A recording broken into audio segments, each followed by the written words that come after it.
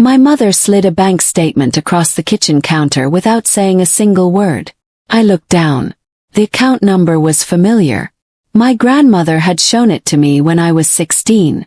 She had tapped her finger on it and said, "This is for your education, Olivia. Every single dollar." The balance on that statement read zero. $89,000. Spent on my brother's failed business.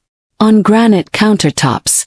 On a refrigerator that cost more than most people's first car. My future liquidated. Redistributed. Like I was never part of the equation. But here is what my parents didn't know.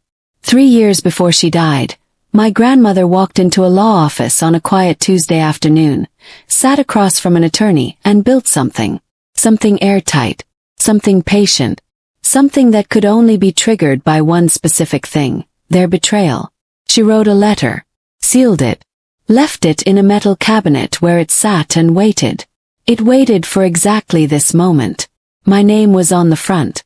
And when that letter was finally opened in a conference room with my entire family sitting around the table, everything changed. This is the story of what a grandmother does when she loves you too much to leave your future in the wrong hands. Hello everyone, and thank you for being here. Before the story continues, take a second to tell me where you're watching from in the comments. Here we share true-to-life revenge stories where the ignored, humiliated, and betrayed rise quietly, and make it count. I truly enjoy seeing how far these stories travel and hearing from you directly. One important note, some elements in this story have been fictionalized for educational and storytelling purposes, and any resemblance to real people or settings is coincidental. That being said, the message I'm sharing is meaningful, and I hope it speaks to you. The day my future disappeared, I was standing in the kitchen eating cereal. My mother slid a bank statement across the granite countertop without saying a single word. My father sat at the table, staring at his coffee like it held answers he didn't want to find. I looked down at the paper. The account number was familiar. My grandmother had shown it to me at 16, tapping her finger on it and saying, "This is for your education, Olivia. Every single dollar." The balance on the statement read zero. I set my spoon down carefully. The cereal went soggy while I stared at that number. Zero. My mother cleared her throat. "We had to make some decisions, honey. Family decisions. The college fund had to be used." Her voice was calm. Calm. Like she had practiced this in front of a mirror. I looked up at her. Used for what? She touched the granite counter instead of answering me. My father finally looked up. He shrugged the kind of shrug that people give when they have already made peace with something terrible. "You're smart, Olivia. You'll figure it out." Brandon needed the support right now. Brandon. My older brother. Course. I picked up my spoon and finished my cereal because I didn't know what else to do with my hands. I spent the rest of that day walking through our house differently. I looked at things I had stopped seeing. The kitchen renovation had happened last spring. New quartz countertops, custom cabinets with soft close hinges, a commercial refrigerator that hummed like a small engine. I had helped carry boxes during the remodel without asking a single question. Now I added up rough numbers in my head. The countertops alone had to be $15,000. The appliances maybe 12 more. I walked into the living room. New sectional sofa, cream leather, still faintly smelling like a showroom. Brandon's car sat in the driveway, a silver lease, washed twice a week even in cold weather. My name was not on any of it. Not one piece of furniture, not 1 square foot of tile had anything to do with me. But I had paid for it. Every dollar I had been promised for college had been poured into things that made this house look impressive to people who came for dinner. I stood in the hallway and studied the family photos arranged on the wall. There were 16 photos. 12 of them featured Brandon front and center. I was in 4. In 2 of those I was slightly out of frame, half a shoulder and part of my face. I went upstairs and lay on my bed, staring at the ceiling for a long time. That night I couldn't sleep. The house was quiet by 10, but around midnight I heard my parents talking through their bedroom wall. Their voices were low and tight, the kind of hissing whisper people use when they are afraid of being overheard. I pressed my ear against the drywall. She's already asking questions, my mother said. We handled it, my father replied. We made a decision and we stand by it. What about the sealed letter? My mother asked. If she finds out what Ruth left, she won't find out. That letter has been sitting at the law office for 3 years. There is nothing connecting us to it. My heart stopped moving for a full second. Ruth. My grandmother. Ruth Calloway had died 9 months ago. I had sat in the front row at her funeral and cried until I couldn't breathe. She was the only person in my family who ever asked what I wanted to be. She remembered my test scores. She called on Tuesday afternoons for no reason except to talk. The sealed letter was never intended for her, my father said. We are protecting her. My mother didn't answer right away. Then she said, I hope you're right, Stephen. I slid back to my mattress in the dark. My hands were shaking. I grabbed my phone and typed 2 words into my notes app. Sealed letter. Morning came sharp and bright like nothing had happened. My parents made eggs and toast. Brandon came downstairs in basketball shorts and poured himself a glass of orange juice without saying good morning. I sat at the table and waited until the conversation found its normal rhythm. Then I said, I've been thinking about Grandma Ruth. My mother looked up with the soft expression she always used when grandmother came up. Practiced grief, warm and careful. Of course, honey. We all miss her. Did she leave me anything? In her estate. The pause that followed lasted exactly 3 seconds. Counted. My father's fork stopped halfway to his mouth. My mother's expression adjusted almost invisibly, a tiny shift happening somewhere behind her eyes. Sweetheart, you know how it was at the end, my mother said gently. Your grandmother had so many medical expenses. The funeral. There was barely enough to cover her debts. Whatever little remained went to settling the estate. But did she leave anything specifically for me? Press. Anything in writing with my name on it? My father set his fork down with controlled precision. No, Olivia. Nothing specifically for you. I know that's hard to hear, but that is just how it went sometimes. He held eye contact while he said it. That was the part that shocked me most. He looked directly into my eyes and lied without blinking. He nodded. Thanked them. I excused myself. Sunday morning, my parents left to help Brandon move furniture into his new apartment on the east side. They took his truck, which my parents had co-signed for last fall. I stood at the living room window and watched their car disappear around the corner. Then I went to the kitchen, pulled rubber gloves from the first aid kit under the sink, and walked into my father's study. I told myself I was not snooping. I was collecting information about my own life. The file cabinet beside his desk was unlocked. I went through it folder by folder, careful and slow, placing each item back exactly where I found it. Tax returns, insurance policies, mortgage documents, old car titles.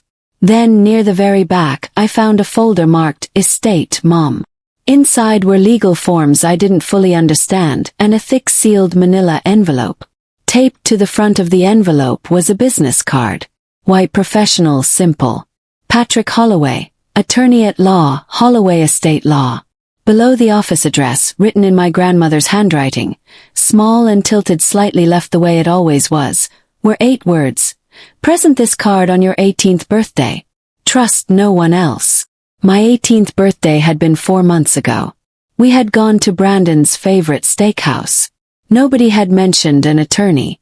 Nobody had mentioned anything at all. I photographed everything with my phone, then put it all back exactly right. I texted the law office that same afternoon from my bedroom with my door locked and my music playing. I kept the message brief and plain. My name is Olivia Calloway. I believe I was supposed to contact your office regarding my grandmother Ruth Calloway's estate. I'm 18. Please advise. The response came back in 9 minutes. Not an automated confirmation. An actual person. Ms. Calloway, please call our office or come in person.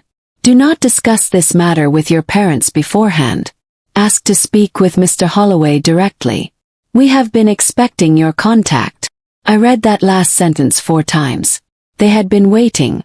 They sat in that office knowing I existed, knowing something was meant to reach me 4 months ago, and nobody had called. I thought about the last real conversation I had with my grandmother 6 weeks before she died. We were sitting on her porch and she gripped the arm of her chair and said, "Olivia, you have more spine than you know. Don't let them make you feel small." I had laughed and said she was being dramatic. She had looked at me with complete seriousness and said, "Promise me you will fight for yourself when the time comes." I had promised without fully meaning it. Sitting on my bed now, reading that text, I thought she had probably known that too. I texted back, "I will come tomorrow morning." Then I deleted the thread from my main screen and moved it to a locked private folder. Patrick Holloway's office was on the 4th floor of a brick building in the older part of downtown. The kind of building that had been there for 40 years and wasn't trying to impress anyone. The waiting room smelled like coffee and old wood and paper. The woman at the front desk smiled and said, "Mr. Holloway will be right with you." He came out in less than 2 minutes. He was maybe 45, lean, with reading glasses pushed up on his head and the kind of steady eyes that belong to someone who has heard every version of every family story there is. He shook my hand like it mattered. "Olivia," he said, "I'm genuinely glad you came. Not scripted. Not a performance." He meant it and I could tell. I followed him into his office and he closed the door behind us quietly. He sat across from me and folded his hands on the desk. "Before anything else," he said, "I need to ask you one important question. Did your parents give you a sealed letter on or around your 18th birthday? It would have been addressed to you in your grandmother's handwriting." I met his eyes steadily. "No," I said. "They didn't." He nodded once. Slowly. Not surprised. More like confirmed. He opened a thick file on his desk, tabbed and organized with colored markers. "Then we have a legal problem," he said quietly. "And your grandmother knew this outcome was possible. Which is exactly why she planned for it." Patrick explained everything the way a good teacher does, laying each piece down slowly so I could follow the structure as it was built. My grandmother had established a trust 3 years before she died. The college fund I had known about since I was 16, $89,000 she had saved over 18 years, was real. But it was not a simple gift. It was a custodial arrangement. My parents were named trustees. That meant they were legally responsible for protecting the money and using it solely for my college education. Nothing else. They were not permitted to spend it on home renovations, Patrick said. Not personal items. Not your brother's business ventures. The language in the trust documents was clear and specific. What happens when trustees break those rules? Yes. They breach their fiduciary duty. They violate a legal obligation they agreed to. He paused, watching me absorb this. But that is not the most critical piece right now. The most critical piece is the sealed letter. Your grandmother wrote it 3 years ago and left it in my care. It contains specific instructions that were only meant to activate if your parents violated the trust's terms. I felt something settle low in my chest. Not rage, not panic. Something colder and more useful than both. Clarity. They spent the money, I said flatly. So the instructions activate now. Yes, Patrick said. But first, I need you to gather evidence.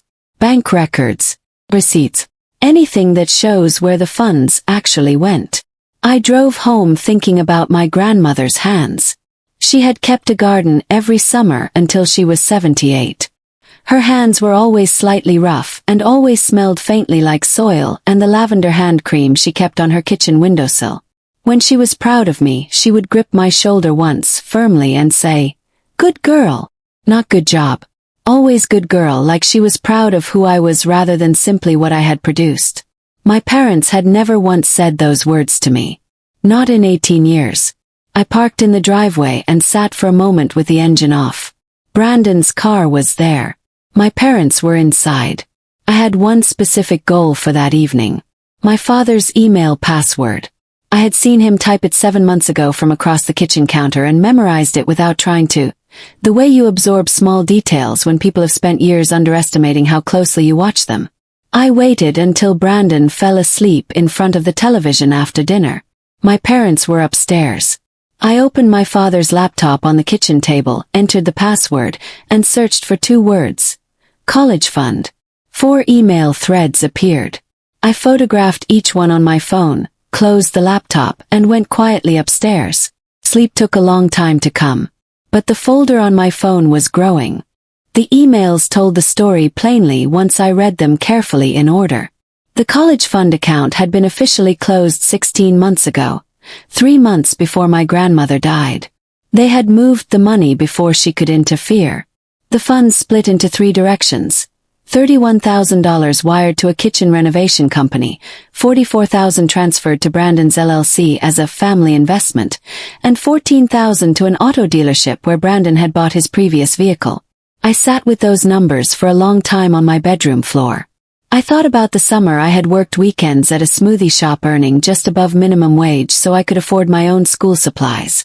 I thought about the scholarship applications I had spent months filling out, staying up past midnight reading eligibility requirements and rewriting essays. I had done all of that while $89,000 that belonged to my future was flowing toward granite countertops, and a brother who had already dissolved one failed business the year before. I confronted Brandon about it the next afternoon, keeping my voice level and my hands still. He was on the couch watching highlights. "How much did Mom and Dad give you for the business?" I asked. He didn't look away from the screen. "I don't know. Like 40-something. It didn't pan out. These things happen." He said it the way someone describes a cancelled reservation. I nodded once and walked back upstairs. I became a different version of myself over the 2 weeks that followed. Quieter. More deliberate. More precise. I watched everything and said very little. When my mother left her laptop open on the kitchen island, I photographed her screen. When my father sorted the mail, I read what I could before he carried it away.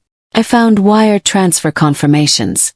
I found the kitchen contractor invoice with my mother's signature at the bottom beside the total. I found a receipt from a high-end cookware store, $800, purchased the same week the college fund was emptied. Every piece of evidence went into a locked folder on my phone with a separate passcode. Then I created a printed backup and hid the pages inside an old school book in my closet. At dinner every evening I asked my parents about their days and listened with real attention. I did the dishes without being asked. I smiled when Brandon told stories about his plans for the next business idea. I was the perfect ghost, present enough to raise no suspicion, invisible enough to gather everything I needed. One afternoon I heard my mother on the back porch, speaking on the phone with someone. I stayed near the sliding glass door and heard her say, "The girl has no idea. She's out there applying for scholarships. She is not going to dig into any of this."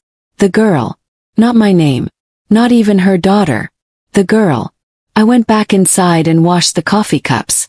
My hands were completely steady.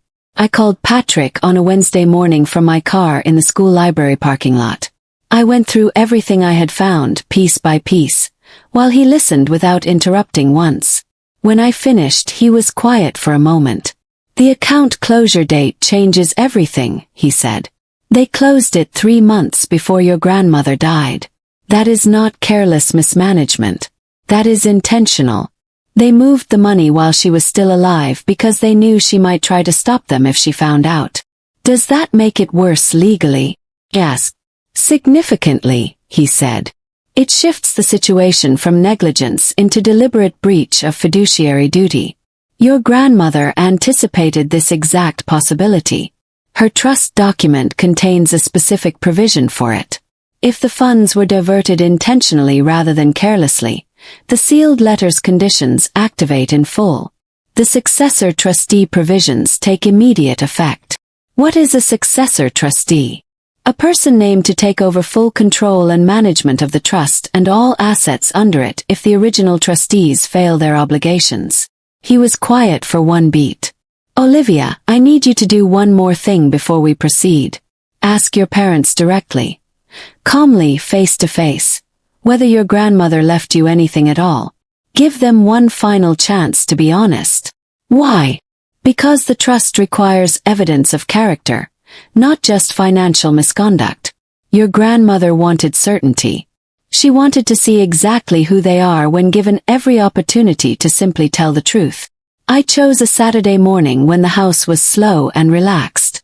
Brandon was still asleep downstairs. My parents had coffee and the weekend newspaper. Nothing urgent, nothing pressing. I sat down across from them at the kitchen table and folded my hands in my lap. "I've been thinking about Grandma Ruth again," I said. My mother looked up with her soft, practiced grief expression. "Of course, sweetheart. She was special. Did she leave me anything when she died? Anything with my name on it?" The pause lasted 3 seconds. I counted each one. My father's coffee cup stopped an inch from the table. My mother's expression adjusted behind her eyes in a way she probably didn't know she was doing. "Honey, we talked about this already," my mother said gently. "Your grandmother's estate was very small at the end. Everything went toward her final expenses. There really wasn't anything left over. But did she specifically leave anything for me? In writing? With my name?" My father put his cup down with controlled steadiness. "No, Olivia. She left nothing specifically for you. That's just the reality of her situation at the end." He looked directly at me while he said it. Not sideways, not at the counter. Directly at me. He was comfortable lying to my face. That told me everything I needed to know about how long this had been going on. I thanked them quietly. I excused myself. In my room I typed a text to Patrick. They denied it. Both of them. Looking me right in the eye. His reply came in 4 minutes. "Come to the office Monday at 10. Bring your parents. Tell them it is mandatory estate business. Say nothing more than that." I spent the weekend getting ready in my mind. I organized every piece of evidence chronologically in my phone folder and printed 2 fresh copies at the library. I wrote the timeline of events on a notepad and read it over until I had memorized the dates and amounts. When Sunday evening came, I told my parents at the dinner table that there was a mandatory meeting at the law office Monday morning regarding Grandma Ruth's estate. My mother's fork paused over her plate. "Why would a lawyer need all of us there?" He said it was mandatory. Something about final estate paperwork that requires the family present. My father's jaw tightened in the subtle way it does when something surprises him and he doesn't want to show it. Ruth's estate was fully settled months ago. There shouldn't be anything outstanding. "I know," I said simply. He said it's just routine. My parents exchanged one fast look across the table. The kind of look that carries an entire conversation in under a second. Then my father said, "Fine. Monday morning." Brandon asked if he should come too. My mother said yes before I could respond either way. I let it go. It didn't change anything. I had spent 18 years being the one they overlooked, the one who blended into the background of their own family portrait. Monday morning that was going to shift permanently. I slept better that night than I had slept in 3 weeks. Patrick Holloway's conference room was built for serious conversations. Long table, tall leather chairs, wide windows looking out over the city below. My parents arrived together, both dressed formally without knowing exactly why. Brandon came in behind them with his hands in his jacket pockets, already half bored before anything had started. Patrick shook each person's hand and asked everyone to sit. I sat at the head of the table. I hadn't planned that specifically. That chair was simply open when I walked in. But nobody moved me from it, and Patrick gave a brief, almost imperceptible nod when I settled there, as if that placement was correct and expected. "Thank you all for being here," Patrick began, straightening a stack of papers in front of him. "This meeting concerns the estate of Ruth Calloway and certain trust conditions she established prior to her death." "We already handled the estate," my father said immediately. "Everything was settled months ago. There is nothing outstanding." "Actually," Patrick said, placing the first document on the table, "there is. Ruth Calloway established an irrevocable trust 3 years before her death. Your daughter Olivia was named the sole beneficiary of that trust. You and your wife were named custodians of designated educational funds, specifically meant for Olivia's college expenses." The room went very still.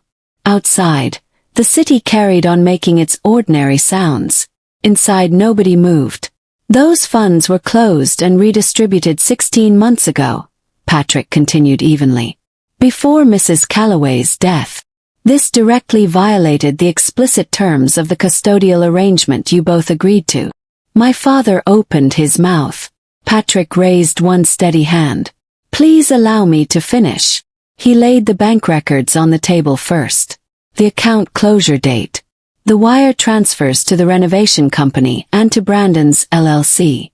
The auto dealership receipt. He placed each document flat and named each one as he set it down. My mother's face went the color of old chalk. Brandon leaned forward in his chair, frowning like he was reading a story about strangers. My father crossed his arms. These were family financial decisions, he said. We are her parents. We made choices we believed were in the best interest of everyone. You were trustees, Patrick said, his voice staying perfectly level. Not owners. That distinction carries full legal weight. The funds were never yours to redirect under any circumstances. You cannot prove intent, my father said. Patrick slid one final document forward across the table. This email, sent 3 months before Mrs. Calloway's death, shows you consulting a separate attorney about the trust structure while simultaneously authorizing the final fund transfer. The timing was deliberate, not coincidental. Brandon looked at my parents. Then he looked at me. I did not know, he said quietly. It was the most sincere thing I had heard from him in years, and somehow that made the whole situation feel heavier rather than lighter. My mother reached for my father's hand on the table. He pulled it back. What happens now? He asked, his voice stripped of its earlier certainty. Patrick looked at me. Now we open the sealed letter. Patrick walked to the tall metal cabinet in the corner of the room, unlocked it with a small key from his desk drawer, and returned carrying a thick envelope, slightly yellowed at the edges. My name was written across the front in my grandmother's handwriting. He placed it at the center of the table and cleared his throat. When he began reading, my grandmother's voice came through his, and I felt her words like a hand pressed gently but firmly against my chest. To my granddaughter Olivia, if you are hearing this, it means your parents have done what I feared they would. Stephen and Diane, I watched you favor Brandon for 18 years. I watched you treat Olivia's achievements like background noise while celebrating his failures with the enthusiasm of true believers. I chose silence because I hoped I was wrong. I was not wrong. My mother made a small broken sound. Patrick continued without stopping.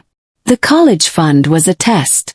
If you protected it, used it as intended, this letter would never have been opened and none of this would have been necessary. But if you spent it on yourselves or on Brandon, as I fully expected you eventually would, then you have confirmed everything. And so I now invoke the following conditions. The conference room held perfectly still. Patrick set the first page down and looked slowly at each person seated at the table before he spoke again. There are 4 conditions, he said. Each one specific. Each one legally binding and immediately enforceable. Patrick read each condition one at a time, with a pause between them so every word could fully land. First, the full $89,000, plus 6% annual interest from the date of the account closure, was to be repaid into an account held in my name within 90 days. Second, my parents' status as trustees was permanently and irrevocably revoked. Third, all assets held in the Ruth Calloway Trust, which my parents had been entirely unaware of, transferred immediately to the successor trustee named in the document. Fourth, if anyone attempted to contest or circumvent any of these conditions, they would be permanently excluded from any future benefit of the trust. Patrick looked up. Before I name the successor trustee, does anyone have questions about the conditions as stated? My father's voice came out rougher than usual. You said assets they didn't know about. What assets? Her estate was small. She told you it was small, Patrick said. She was testing your honesty. She wanted to see what choices you made when you believed there was nothing and no one watching. He produced a second folder and spread 3 documents across the table. Property deed. An investment portfolio summary page. 2 years of rental income records. The primary asset, Patrick said, is a residential duplex in the Westfield neighborhood. Current market value: approximately $860,000. Net rental income after all expenses: $54,000 annually. My brother's mouth fell open wide and stayed that way. The successor trustee named in Ruth Calloway's trust document, Patrick said, looking at me steadily and without ceremony, is Olivia Calloway. The silence that came after those words was unlike anything I had ever experienced. It had texture and pressure. My father stood up so fast his chair scraped hard across the floor. That is absolutely not enforceable. She is 18 years old. She cannot manage a trust of this size. Ruth was not in a clear state of mind at the end. Anyone could see that. She was evaluated by 2 independent physicians 3 months before the documents were signed, Patrick said. I have both full reports on file. She was completely competent in every legal and medical sense. I had no idea, Brandon said quietly to no one in particular. He sounded genuinely lost, and somehow that made the room feel heavier rather than lighter. My mother turned to me, her eyes red and wet. Olivia, you have to understand, everything we did because we thought it was best for all of us. We never wanted to hurt you. We never meant. You called me the girl, I said, keeping my voice even and quiet. Please stop. The table went silent. That is not nothing. My mother's eyes filled immediately. My father looked at the centerpiece. Brandon and Haley sat quietly beside each other. Your grandmother would be proud, my mother said softly. I looked at each of them in turn. My father standing with his hands rigid at his sides. My mother with her fingers pressed against her mouth. Brandon staring down at the tabletop. I am not destroying you, I said clearly. But this is happening. Every condition. All of it. Over the following 2 weeks, I met with Patrick 3 times to understand the full scope of what I now controlled. The duplex was professionally managed and fully occupied with tenants who paid on time every month. The investment account had grown quietly and steadily over 6 years. My grandmother had been building something real and solid for me, while no one in my family was paying attention to anything except Brandon's next idea. My first official decision as trustee was to restructure the situation without removing my family from it entirely. I called a meeting at the house on a Tuesday evening. My parents sat on their couch and listened while I stood. The college fund repayment would be structured over 30 months with monthly payments and 6% interest. A formal payment schedule had already been drawn up by Patrick's office. Missing a single payment would trigger automatic legal proceedings. No warnings, no extensions. For the house, nothing changed for now. They could remain as they were. But if they interfered with the trust in any form, that protection ended. For Brandon, I had thought longer and harder than anyone would have expected. The duplex needed a reliable property manager, someone on site, organized and accountable. I offered him the position at a fair hourly rate. Real work with real expectations. He looked at me for a long moment without speaking. Then he asked what the hours were. That was enough of an answer. 3 months passed. Brandon started the property management role and turned out to be better at it than I would have honestly predicted. He was organized with the tenants, responsive with maintenance requests, and reliable in ways that I had never seen from him before. My parents made their first 3 monthly payments without complaint or negotiation. I enrolled in community college for the spring semester and paid my own tuition from 2 years of saved weekend job money. I kept the trust funds completely separate. My grandmother had written specific requirements into the trust. Before any educational expenses could be drawn, I had to submit a full academic plan and a detailed budget proposal to Patrick's office for formal approval. She had built in that requirement deliberately. She wanted me to prove intention and seriousness, not just need. Then Patrick called on an ordinary Thursday. His voice was measured in the specific way it gets when the news carries weight. Someone filed a legal challenge to the trust last week, he said. A petition claiming your grandmother was under undue influence when she created the documents. My stomach dropped. Who filed it? There was a 1-second pause. Dennis Cole, he said. My uncle. My mother's younger brother. The same Uncle Dennis who had texted me 2 months ago saying, "You handled everything with such grace, Olivia. Ruth would be so proud." I sat on the edge of my bed and looked at the wall without speaking for a moment. The neighbor's dog was barking outside. Everything sounded far away. Patrick had obtained email records through legal discovery proceedings. My parents and Uncle Dennis had been exchanging messages back and forth for nearly 2 months. They had consulted a separate attorney together about what they called potential legal vulnerabilities in my grandmother's trust. They had used phrases like sympathetic family judge and emotional hardship grounds. Dennis had filed the challenge as a test run to see if it might hold before committing to a full effort, then withdrew the filing when it became clear the trust documentation was airtight. Patrick explained that my grandmother had included a no-contest clause in the trust document for exactly this reason.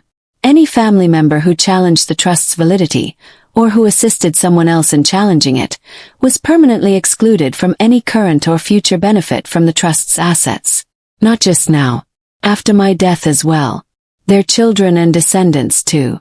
By filing and withdrawing, Patrick said calmly, Dennis Cole has already triggered the clause. The act of filing constitutes a challenge regardless of the withdrawal. And my parents. Their communication is fully documented. However, they did not file directly, and they are currently in compliance with the repayment schedule. I recommend addressing them directly before pursuing any further legal action against them specifically. I called another meeting at Patrick's office. This time Dennis came too, looking relaxed and confident in the particular way that people look when they have seriously miscalculated their position. I let Patrick do all the talking.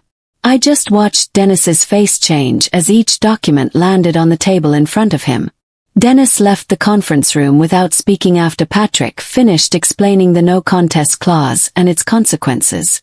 My parents sat without moving for a long moment. I looked at them across the table and felt something that genuinely surprised me. Not satisfaction, not vindication, but something closer to a tired, heavy sadness. Like arriving at the end of a very long road and finding the view exactly as difficult as you had been told it would be. The repayment schedule continues exactly as structured, I said. Follow every term and the current arrangement stays in place. Help anyone else challenge this trust in any form and I will use every legal instrument my grandmother gave me. I mean that without any exaggeration. They nodded. My mother pressed her lips together tightly. My father looked at the surface of the conference table. They left together and quietly, which felt like its own kind of acknowledgement. Alone with Patrick afterward, I let out a long, slow breath. You handled that thoughtfully, he said. I shook my head. I feel awful. That is actually appropriate, he said. It means you are not taking pleasure in any of this. There is a real difference between justice and revenge. And the fact that this feels heavy to you is exactly what proves which one you are doing. I drove home through familiar streets in the late afternoon light, thinking about my grandmother standing in her garden in the early morning with her coffee cup, slow and deliberate, moving between the rows like she had all the time she needed. 8 months after that first meeting in Patrick's conference room, my family gathered at my apartment for Thanksgiving. I had cooked for 2 full days. Working from the spiral-bound recipe notebook my grandmother had given me when I was 15. Her handwriting was on every single page. Measurements, small adjustments, notes in the margins like, don't rush the gravy and taste everything twice. My parents arrived on time with a bottle of wine and a pie from the good bakery on Elm. Brandon came with his girlfriend, Haley, who worked in education non-profit management and who asked about trust administration with genuine curiosity and zero discomfort. We sat around my second-hand dining table with its mismatched chairs and before anyone touched a dish I said, I want to acknowledge something out loud. This has been one of the hardest years any of us have ever had. But we are still here. Still a family, at least in the working sense of that word. She didn't do this to be proud, I said, not harshly. She did it because she loved me enough to plan ahead for the worst and still hope for something better. The conversation softened gradually. We talked about my coursework, about a tenant issue Brandon had resolved that week, about Haley's job. Nobody mentioned the trust or the past year's legal proceedings. We were practicing being a family again, carefully, one honest meal at a time. 4 years after that morning in the kitchen with a bank statement, I graduated from the State University with a business degree and a minor in real estate management. The duplex ran well under Brandon's management, and I had purchased a second property using trust income and careful planning. Brandon had become someone I genuinely respected. Not because he had always been that person, but because he had chosen to become one. My parents completed their full repayment schedule on the exact date it was due.